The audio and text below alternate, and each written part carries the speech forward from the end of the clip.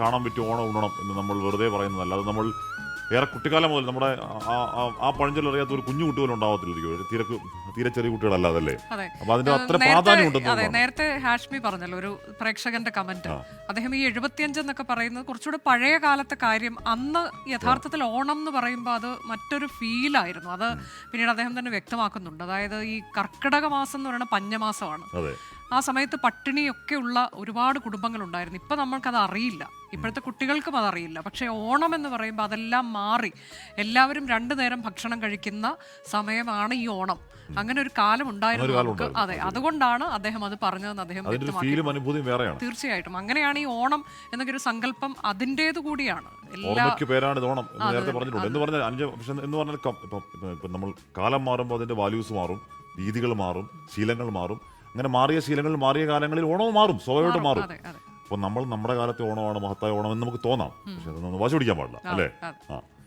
അപ്പോൾ പ്രിയപ്പെട്ട പ്രേക്ഷകരെ, നമ്മൾ നേരെ കോഴിക്കോട്ടൊക്കെ പോകുന്നു. നേരത്തെ നമ്മൾ രാവിലെ ഷഹദ് റഹ്മാൻ നിൽക്കുമ്പോഴൊക്കെ മിഠായിത്തെരുവ് രാവിലെ തന്നെ അവിടെ വൻ തിരക്കായിരുന്നു.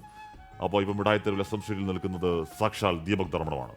ദീപക്, ഏത് മൂഡ്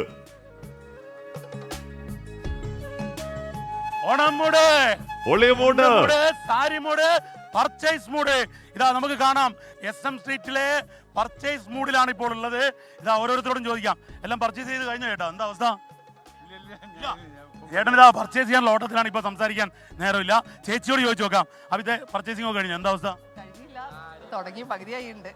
പർച്ചേസിംഗിന് SM സ്ട്രീറ്റിൽ വന്നാലേ നമുക്ക് കോഴിക്കോട്ടുകാർക്ക് ഓണാവും. അതെ, ഒരു തൃപ്തി ആവണമെങ്കിൽ വരണം. എങ്ങനെ മോളെ? ആണല്ലേ. ഓക്കെ, നമുക്ക് ഈ വഴിവാണിപ്പക്കാരുടെ അടുത്തേക്ക് വരണം. ഇതാ ഇവിടെ SM സ്ട്രീറ്റിന്റെ ഒരു പ്രത്യേകത, ഏറ്റവും ഹൈ ക്വാളിറ്റി സാധനം, ഏറ്റവും കൂടിയ വിലയ്ക്കുള്ള സാധനം, അതുപോലെ കുറഞ്ഞ വിലയ്ക്കുള്ള സാധനം എല്ലാം കിട്ടും. എങ്ങനെയുണ്ട് കച്ചവടം? എന്ത് വാങ്ങിക്കാനാ വന്ന്? ബനിയൻ വാങ്ങിക്കാനാണ്. ഓക്കെ മോനെ, എന്ത് മേടിക്കാൻ വന്നു? ഞാൻ എങ്ങനെ എല്ലാ സാധനങ്ങളും മേടിക്കാൻ വേണ്ടി വരുന്നവർ നിരവധിയുണ്ട്. ഇതാ ഇവിടെ കടകൾ, അതുപോലെ തന്നെ വഴിവാണിപ്പക്കാർ, ഇവരെല്ലാം സജീവമായി ഇവിടെ തന്നെ ഉണ്ട് എന്നുള്ളതാണ്. ഇതാ കടകളിൽ നിന്നൊക്കെ ഇറങ്ങിയ ആൾക്കാർ വരുന്നുണ്ട്. ചേച്ചി എല്ലാം മേടിച്ചു കഴിഞ്ഞോ? എന്താ അവസ്ഥ? മേടിച്ചു? ഓക്കെ, ഇതാ കടയിലേക്ക് കയറണം നമുക്ക്.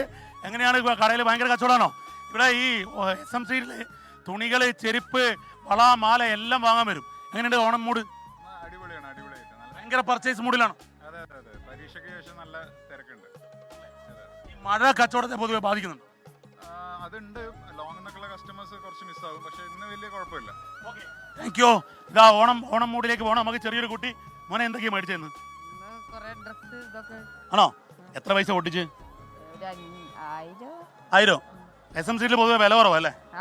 ഓക്കെ ചേട്ടാ, എങ്ങനെയാ ചേട്ടൻ ഇങ്ങനെ മസിൽ പിടിച്ച് നിൽക്കുന്നത്? ഒന്നും മേടിച്ചില്ലേ? വാങ്ങിച്ചു. എന്തൊക്കെ മേടിച്ചു? ഷർട്ട് വാങ്ങിച്ചു, പാന്റ് വാങ്ങിച്ചു. മക്കൾക്കൊന്നും മേടിച്ചില്ലേ? വാങ്ങിക്കുന്നുണ്ട്. അപ്പൊ ഓണം മൂഡിലാണ് അതോ പർച്ചേസ് മൂഡിലാണ്?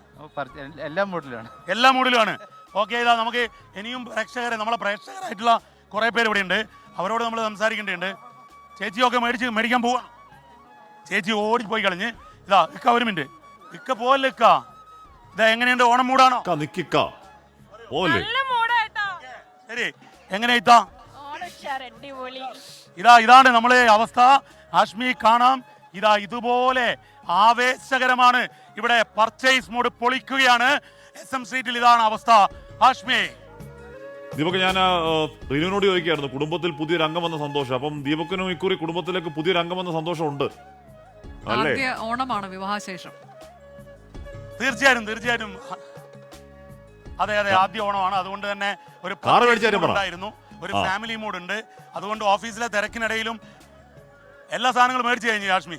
2 സാധനങ്ങൾ അതിനിപ്പോ ഈ ലൈവ് ഒക്കെ കഴിഞ്ഞ് പോകുമ്പോ മേടിക്കണം.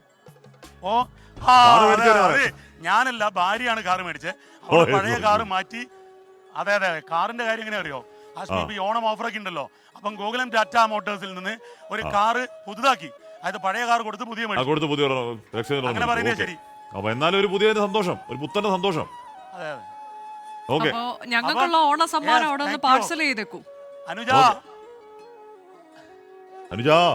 അതെ, ശങ്കരൻ ബേക്കറിയിലെ അലുവ നമ്മൾ പാർസൽ ചെയ്യുന്നതായിരിക്കും. Thank you. ഇതിന്റെ ആളാ. ഉത്രാട ദിനാശംസകൾ. ഓക്കെ. ഓക്കെ. ലോകത്തെവിടെയായാലും ഏത് സമയത്തും 24 വാർത്തകളും ഓഗ്മെന്റഡ് റിയാലിറ്റി പാക്കേജുകളും എക്സ്പ്ലെയിനറുകളും വിശദമായി കാണാൻ ഞങ്ങളുടെ യൂട്യൂബ് ചാനൽ നിങ്ങൾക്ക് സബ്സ്ക്രൈബ് ചെയ്യാം.